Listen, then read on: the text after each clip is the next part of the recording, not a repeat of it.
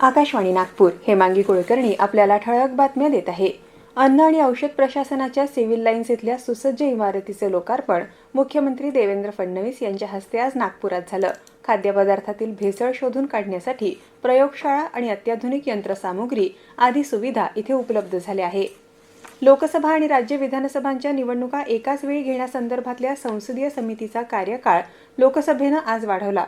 पुढच्या वर्षीच्या अर्थसंकल्पीय अधिवेशनाच्या शेवटच्या दिवसापर्यंत कार्यकाळ वाढवण्याचा प्रस्ताव समितीचे अध्यक्ष पी चौधरी यांनी मांडला आणि लोकसभेनं तो आवाजी मतदानानं मंजूर केला।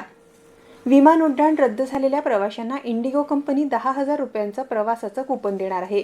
या कूपनचा वापर वर्षभराच्या आत इंडिगोचे तिकीट आरक्षित करण्यासाठी करता येईल।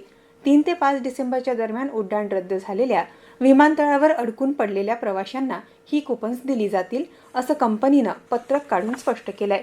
याशिवाय उड्डाणाला 24 तासांपेक्षा कमी वेळ शिल्लक असताना उड्डाण रद्द झालेल्या विमान प्रवाशांना 5 ते 10,000 रुपयांची नुकसान भरपाई देखील दिली जाणार आहे। गोवा नाईट क्लब आग प्रकरणातले आरोपी आणि क्लबचे भागीदार सौरभ लुथरा आणि गौरव लुथरा या दोघांना थायलंड पोलिसांनी आज ताब्यात घेतलं।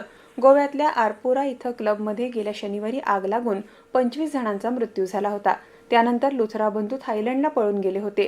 त्यांच्या विरोधात इंटरपोलनं ब्लू कॉर्नर नोटीस जारी केली होती।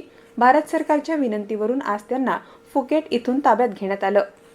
देशाचे सरन्यायाधीश न्यायमूर्ती सूर्यकांत यांनी न्यायालयांमध्ये कृत्रिम बुद्धिमत्ता AI उपकरणांचा समावेश करणं, विकसित करणं आणि वापर करण्यासंदर्भात असलेल्या अभ्यास समितीचं पुनर्गठन केलं। न्यायमूर्ती PS नरसिम्हा या 5 सदस्यीय समितीचे अध्यक्ष असतील। न्यायव्यवस्थेत दक्षता, सुलभता आणि पारदर्शकता वाढवण्यासाठी AI समिती स्थापन करण्यात आली आहे।